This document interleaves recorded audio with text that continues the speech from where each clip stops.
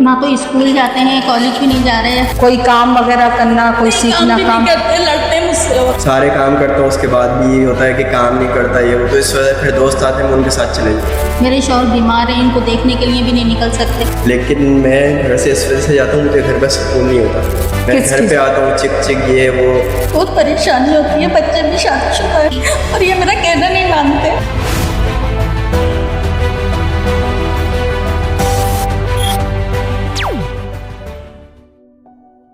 अस्सलाम वालेकुम, मैं एक्टिविस्ट सैयदा सना आपके सामने फिर हाजिर हूँ।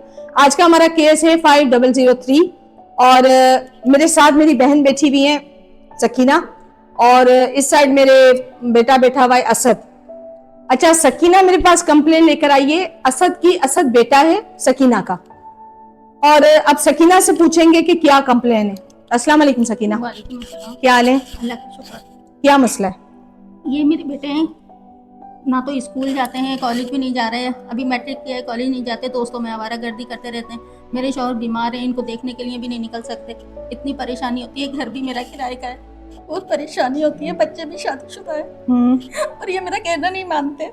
मतलब फिर इनके वालिद साहब, इनके वालिद साहब बीमार हैं, वो मतलब समझाते नहीं है इनको उनकी भी नहीं समझते ये। और पढ़ाई भी छोड़ दी है? पढ़ाई भी छोड़ दिया, हमारा दोस्तों में फिरते हैं। कोई काम वगैरह करना, कोई नहीं, सीखना काम भी नहीं करते, लड़ते हैं मुझसे और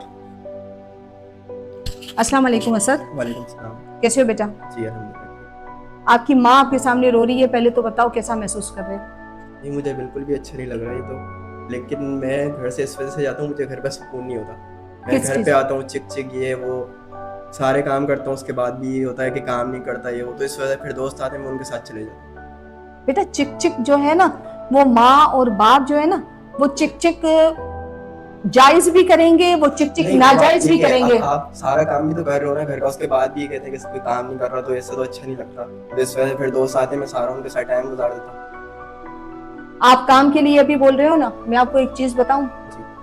आप जब अपनी माँ के पेट में थे ना, तो 9 महीने अपनी कोख में रख के इन्होंने घर का काम भी किया, इन्होंने सब मसले भी देखे, इन्होंने पेट में आपको कोख में रख के वो सब चीजें बर्दाश्त की होंगी शायद, जिसका आपको अंदाजा भी नहीं होगा। ठीक है, उसके बाद आप पैदा हुए, उसके बाद आपके जो है वो रात को जागना, फिर आपको देखना, आप बीमार भी हुए होंगे, वो आपकी खिदमत करना।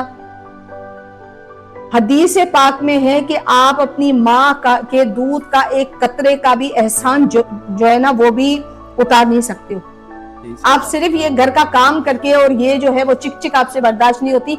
और माएँ जो हैं वो बेटों और बेटियों के लिए कितना सरवाइव करती हैं, जॉब करती है। मैंने प्रेग्नेंट औरतों को बैंकों में देखा है, मैंने प्रेग्नेंट औरतों को ये जो पैसे मिलते हैं गवर्नमेंट की तरफ से, उनकी लाइनों में 9-9 महीने की माओं को देखा है। सिर्फ क्या, अपने तन का कपड़ा भी नहीं लेती, वो सिर्फ ये कहती है कि नहीं, हम अपने बच्चों के लिए कुछ कर लें।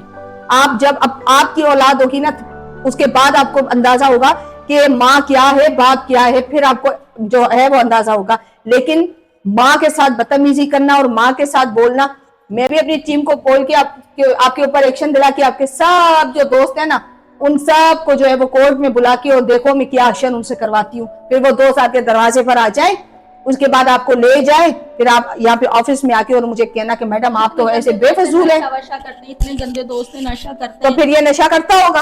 करते हो नशा? नहीं, मैं कोई नशा नहीं करता। कि मतलब मैं कैसे मानूं कैसे नशा नहीं करते? आप भले किसी भी दोस्त से पूछ ले, मैं किसी चीज मैं दोस्त से नहीं पूछूंगी।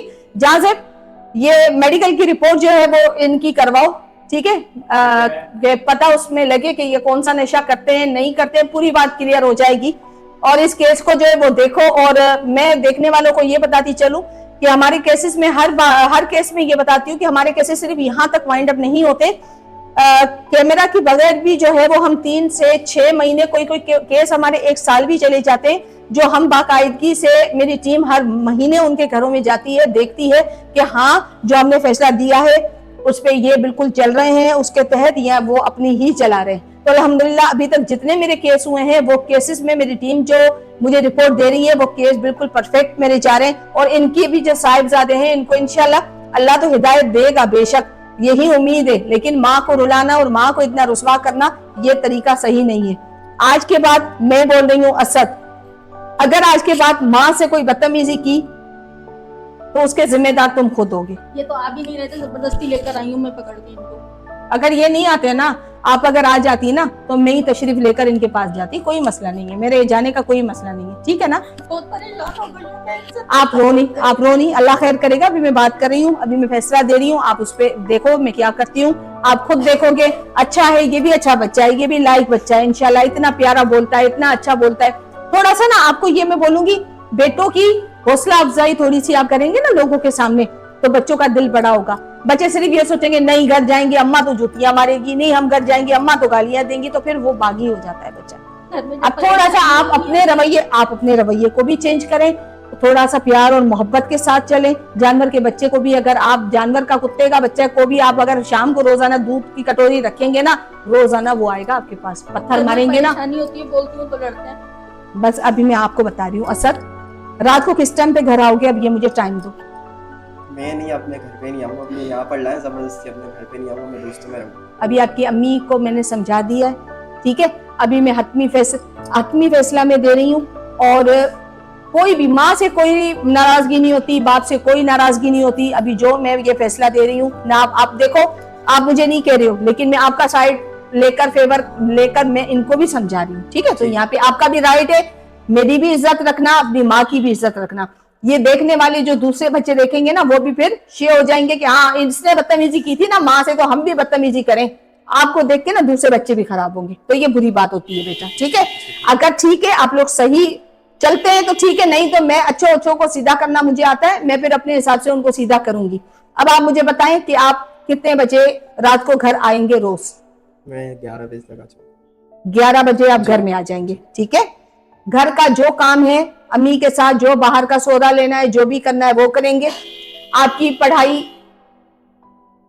पढ़ाई जो है वो कंटिन्यू रुक गई है, वो आप कंटिन्यू करेंगे।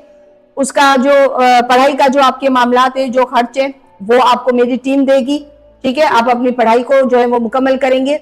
उसके साथ वहां से आके जो घर का थोड़ा सा काम है, उसके बाद शाम के टाइम पे आप दोस्तों के साथ जाके रात को 11 बजे तक घर आ जाएंगे, ठीक है मेरा बेटा। सकीना, अभी कोई भी परेशान होने की जरूरत नहीं है।